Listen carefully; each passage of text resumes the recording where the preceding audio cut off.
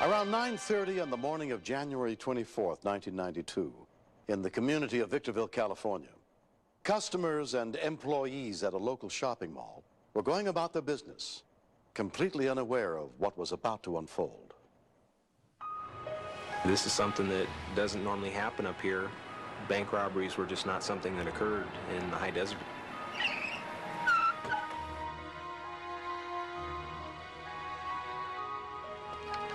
This is a robbery! Everybody down!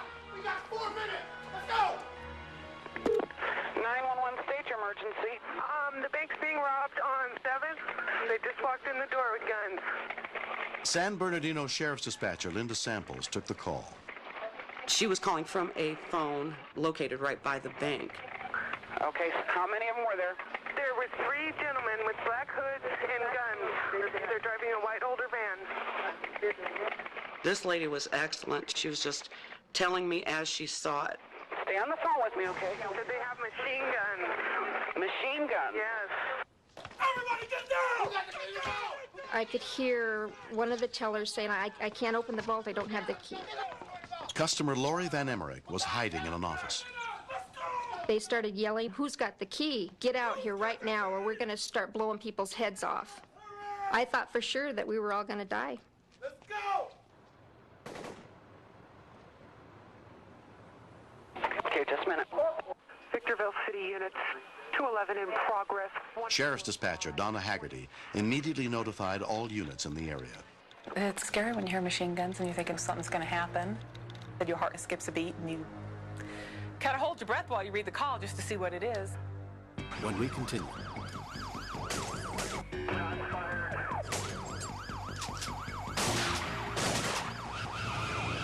It happened so fast. I didn't really have time to get scared. I just had time to react to it.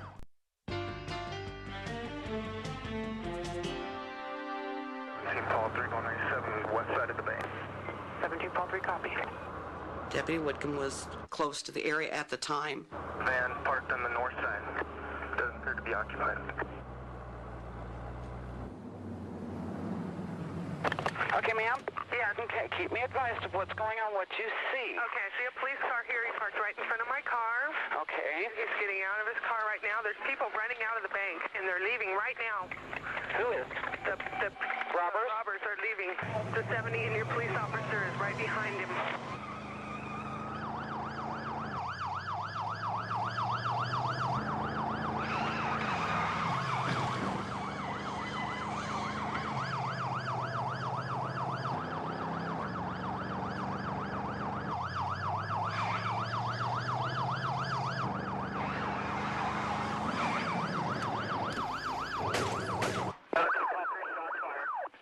Paul 310-9.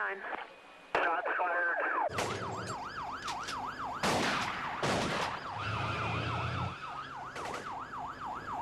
It happened so fast. I didn't really have time to get scared. I just had time to react to it. Then, as the van was taken off, they opened fire on me again. 17 Paul 3, shots fired. Vehicle southbound towards center. I'd never heard a unit say shots fired before. It was scary. They couldn't get the van door closed, and a big green army duffel bag came flying out of the van and just rolled away. When they pulled in behind the department store, I thought, here we go again. They're going to start cranking rounds off at me again.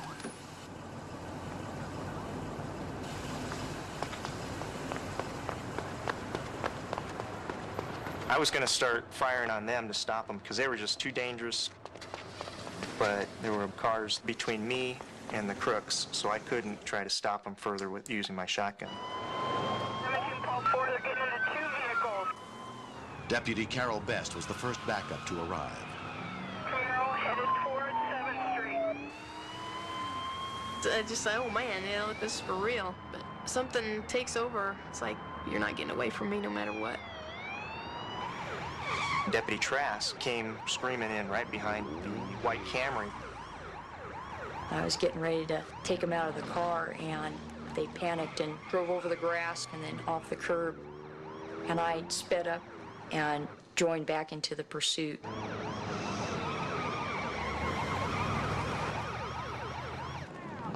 Some ladies had gone and picked up this duffel bag. They said, "Here, it's money." And it was very heavy. Deputy Lisa Trask had only been on patrol for 4 months. We're all in a line, kind of like a parade. It was a bad guy, and then Carol, and then a bad guy, and then Randy, and then me. We've got shots fired. I heard shots fired. I didn't know which vehicle was shooting at who. That was hard, not knowing what was going on. Some more shots fired. We were still right there, and they could see that we weren't going to go away. But it's against our department policy to fire from a moving vehicle.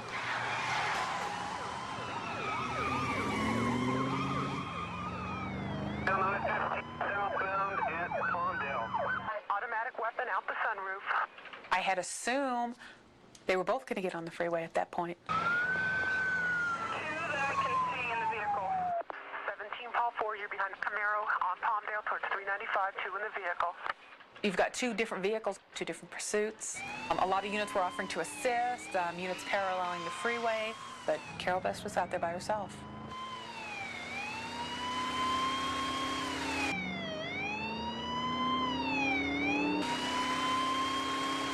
Shots fired. We're in the number 1 lane southbound. We're going at 110. He's going to number 2 lane. He will be coming up on the Bear Valley exit shortly. I had it floored. The car was going as fast as it could. And they were pulling away. Near 3-2, we're just coming up upon Bear Valley. Doesn't appear they're going to be getting off. We're still... Deputy Randy Gerwig was right behind the white car. They just went to the 15. I just see a bunch of dirt. U-turn on I-15. All of a sudden, their car is on the shoulder facing a fence, a chain link fence. By the time I cross the freeway, they're running to get to the mobile home park. They're starting to slow down. They're pulling off to the side. They're pulling off negative now. They're getting back on.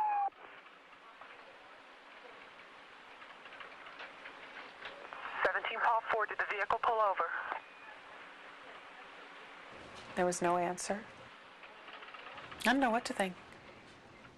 She was out there with these people with machine guns. I didn't know what was going on. 17 Paul 4, is the vehicle pulled over?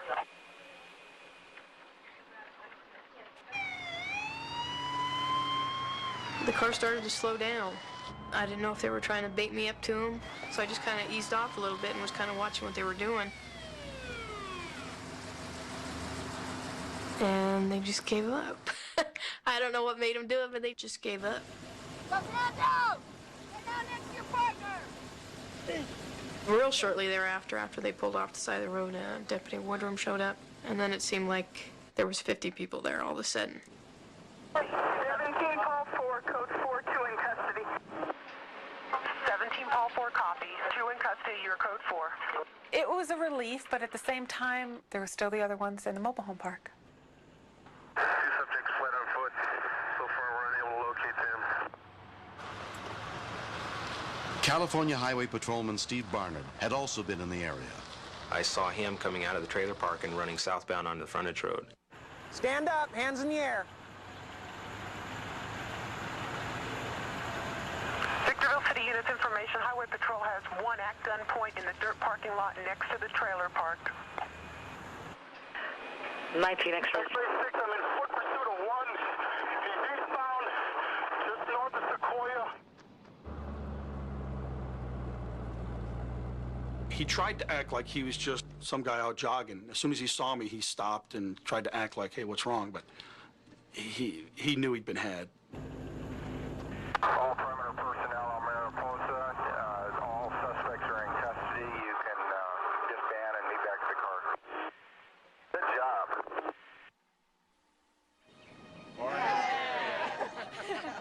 It's amazing with all the rounds that were fired that a stray bullet didn't hit someone in a store or hit someone driving along, especially on the freeway and all the business fronts down there. It's just incredibly lucky. All 4 suspects were from out of town and had multiple priors. They were subsequently found guilty of armed robbery and each sentenced to more than 20 years in prison. It's an insult to us to be considered Victorville is Hooterville, because the law enforcement coverage up here is just as good, if not better, than a lot of police forces. I wouldn't work anywhere else. The biggest reason they got caught was because of sharp, aware citizen and the fact that our people in our dispatch center worked very fast. It just happened so fast. Those two female deputies, they do the job as well or better than male partners that I've had. I mean, they're both, first rate. You need a backup, but they're going to be there when you need them.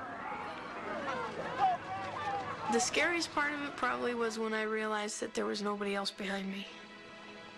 It was just me and them. That was it. I'm real proud of the way it turned out.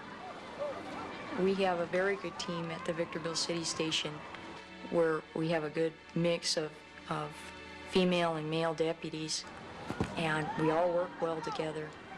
I think it says something for women in modern law enforcement now. They're part of the team.